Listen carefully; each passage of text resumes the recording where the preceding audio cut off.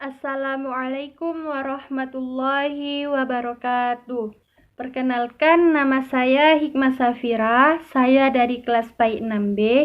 Baiklah, di sini saya akan menjelaskan tentang hakikat iman kepada Allah Subhanahu wa taala. Yang mana sebelumnya kita sudah pada tahu kan, rukun iman yang pertama adalah beriman kepada Allah Subhanahu wa taala. Dengan artian kita harus meyakini bahwa Allah Subhanahu wa taala lah yang menciptakan kita, yang menghidupkan dan mematikan makhluk hidup yang ada di muka bumi ini. Adapun dalil yang menjelaskan tentang adanya iman kepada Allah Subhanahu wa taala terdapat pada Quran surah Al-A'raf ayat 54 yang berbunyi, Bismillahirrahmanirrahim.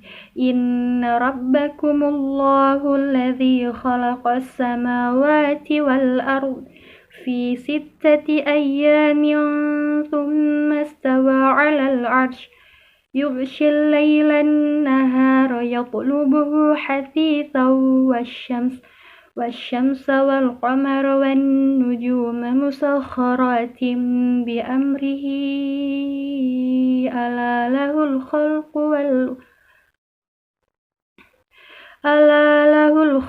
wal amr tabarakallahu rabbul alamin, yang artinya sesungguhnya Tuhan kamu ialah Allah yang telah menciptakan langit dan bumi dalam 6 masa.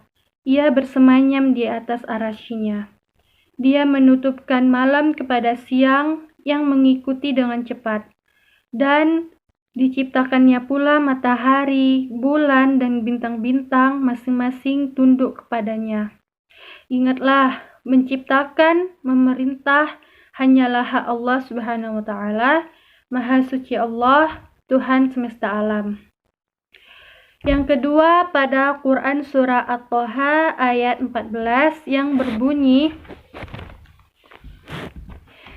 Bismillahirrahmanirrahim. Innani anallahu la ilaha illa ana fa'budni wa aqimis salata li dzikri, yang artinya sungguh aku ini Allah, tidak ada Tuhan selain aku, maka sembahlah aku dan laksanakanlah sholat untuk mengingatku. Dalam surah ini kita mengetahui bahwa Allah menyuruh kita agar sholat, agar mengingat Dia selalu. Yang kedua ada tauhid.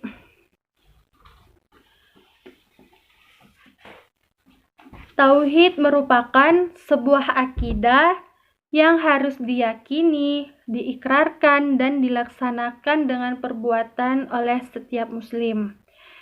Tauhid dilambangkan dengan kalimat syahadat yang berbunyi La ilaha illallah, yang mengandung arti pengukuhan tiada yang patut disembah selain Allah. Maksudnya tiada Tuhan selain Allah. Macam-macam dari tauhid pun ada 4. Yang pertama ada tauhid rububiyah.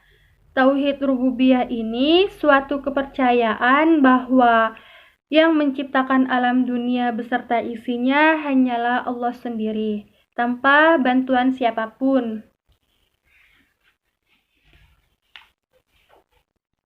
Namun, tauhid rububiyah ini bisa hancur atau rusak apabila kita mengakui bahwa yang mengurus alam ini ada 2 Tuhan atau lebih. Yang kedua ada tauhid uluhiyah. Tauhid uluhiyah ini dalam Quran surah Al-Baqarah ayat 163 menjelaskan bahwa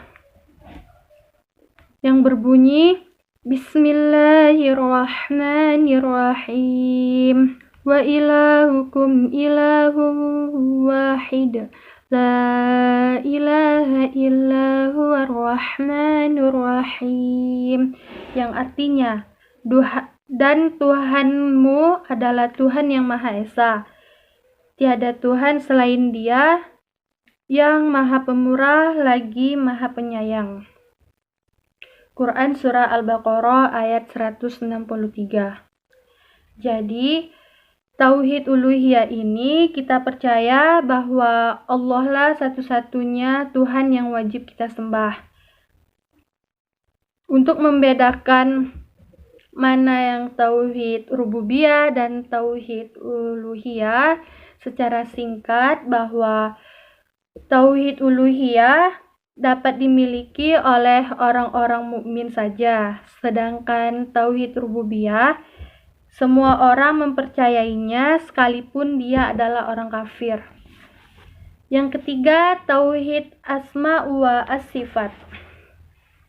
Tauhid ini tentang beriman kepada asma-asma Allah dan sifat-sifat Allah yang telah disebutkan dalam Al-Quran dan hadis, yang mengimani semua asma-asma serta sifat-sifat Allah secara utuh, tanpa menyamakan dengan sifat dan nama manusia. Dan Imam Bukhari dan Imam Muslim meriwayatkan bahwa Abu Hurairah radhiyallahu anhu berkata bahwa Rasulullah bersabda, Allah memiliki 99 nama. Barang siapa yang menghitungnya atau membacanya, maka ia akan masuk surga. Yang keempat ada tauhid mulkiyah. Sebelumnya, kebanyakan orang tidak mengetahui apa itu tauhid mulkiyah. Bahwa mereka menganggap tidak ada tauhid mulkiyah ini. Tauhid mulkiyah ini sebenarnya ada, namun sering disalahartikan oleh orang-orang. Adapun dalil yang menjelaskan tentang adanya tauhid mulkiyah ini terdapat pada Quran Surah Al-Fatihah ayat 2-5 dan Al-Quran Surah An-Nas ayat 1-3. Dari kedua ayat tersebut dapat dijelaskan bahwa rububiyah, mulkiyah, dan uluhiyah Allah, sedangkan pada surat pertama disebut pula asma Allah dan sifatnya. Tauhid mulkiyah adalah mengesahkan Allah dalam segala perbuatannya di akhirat kelak, atau menetapkan keesaan Allah dalam kekuasaannya di akhirat, terutama kekuasaannya dalam menegakkan hari akhir, menyelesaikan segala urusan, menegakkan keadilan, dan membalas semua perbuatan. Jadi hidup kita di dunia ini hanyalah sementara. Di akhir kelak, apabila kita dipertemukan oleh hari kiamat, bahwa hari kiamat itu memang ada. Terus kita bakal amal ibadah kita itu bakal dihitung pada saat kita meninggal. Jadi hanya itulah yang dapat saya sampaikan pada materi hakikat iman kepada Allah Subhanahu wa taala ini. Kurang lebihnya saya mohon maaf, apabila ada salah kata saya mohon maaf. Dengan ini saya mengundurkan diri. Wabillahi taufiq wal hidayah. Wassalamualaikum warahmatullahi wabarakatuh.